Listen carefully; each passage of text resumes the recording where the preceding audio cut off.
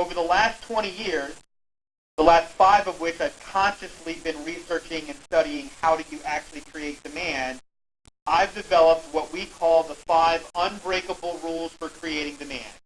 These are the 5 critical things that you must excel at, you must be great at, you must master to be able to create demand in any market.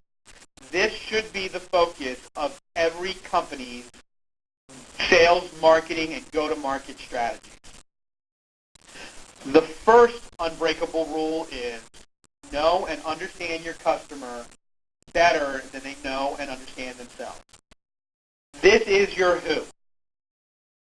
When I came out with our book, The 11 Laws of Accelerating Business Growth last year, I was interviewed on several radio shows, and I was asked the question, what's the most common mistake that businesses make in their efforts to grow? My response to the interviewer was, that's really an easy question to answer, because the most common mistake is the biggest mistake. And the biggest mistake is companies don't know their customers well enough. I have worked firsthand with hundreds of companies in the development of their sales, marketing, and go-to-market strategies. I've worked with them, I've seen their books, I've looked at their marketing strategies firsthand, and I can tell you, maybe 1 in 100 doesn't break this rule. You don't know your customer well enough. As a matter of fact, a rule that we live by is you can't know your customer too well. You need to know your customer. You need to understand your customer's world better than they understand it. You need to be able to see the world through their eyes. So your first action item when we get off this call is to sit down and create a description of who is your customer. Who are they? How do they think? What do they value? What do they care about? The better that you know and understand it, the more effective you're going to be in building your solution sets and your marketing strategies to grow. As an offer for anybody that would like, if you do this, if within the next 48 hours you sit down and describe your best client, if you'd like to share it with us, we would be happy to provide some insights and advice in how you might be able to dial that description in more to make it work. Here's the thing that I've learned. When a company masters the first rule, growth is easy. When a company doesn't master this first rule, growth is difficult. Now, you have to master the first rule to be able to apply the second.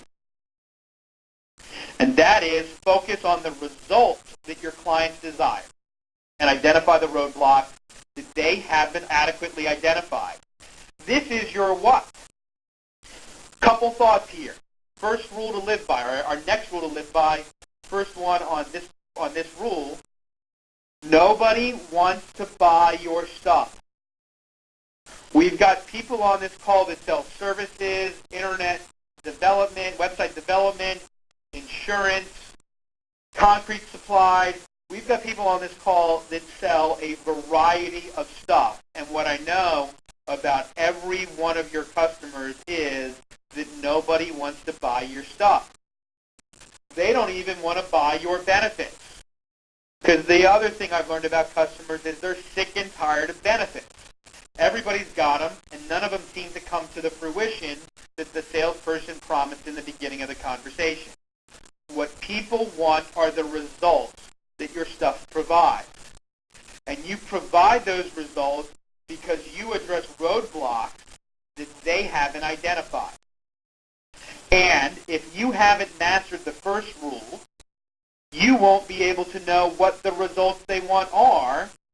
And if you don't understand the results and know your customer better than they know themselves, you won't be able to identify the roadblock. Now, I oftentimes ask the question in seminars and consulting services, tell me, what do you do? And what I get is a big, boring what. The important thing for you to teach everybody in your company, if you sell insurance, you don't sell insurance, you don't provide insurance, you don't provide protection. You eliminate the roadblocks that are preventing people from achieving their results. That's your what. That's what you're selling. Well, the challenge is too often that's not what you're selling, but that's what your customer is buying. And the more you can orient your message and your conversation to stop focusing in on what it is that you think you're selling and instead focus on what your customers are buying, the faster your growth will be, the smoother your growth will be, and the less devastating markets will have any impact on slowing that growth rate. The third rule, educate your customers and prospective customers on their problems. Please know, your customers don't understand their problems. That's a big statement, but I know it to be true. Your customers don't understand their problems. How do I know that? They have them. By the mere fact that somebody has a problem, it means that they don't understand their problem. Because if they understood their problem, wouldn't they have solved it? Think about it. Your customers are experienced, relatively intelligent, and relatively wise. If you give me an experienced, intelligent, wise person and they understand something, they're going to solve that problem. Perfect story to illustrate the issue. 4 years ago, I guess it's going on 5 years ago now, I woke up with some back pain. And I had tremendous stiffness in my back, and I couldn't loosen up. So I started taking Advil, and Advil appeared to have helped. What I learned about a year after doing this was that Advil does not address a herniated disc. And Advil does not cure herniated discs. They effectively mask the symptoms, but they don't treat the problem. Had I understood what my problem was, I would not have ended up needing emergency back surgery. By the mere fact of my not understanding it, I failed to solve the problem. Your customers today are going around trying to solve their problems by addressing their symptoms.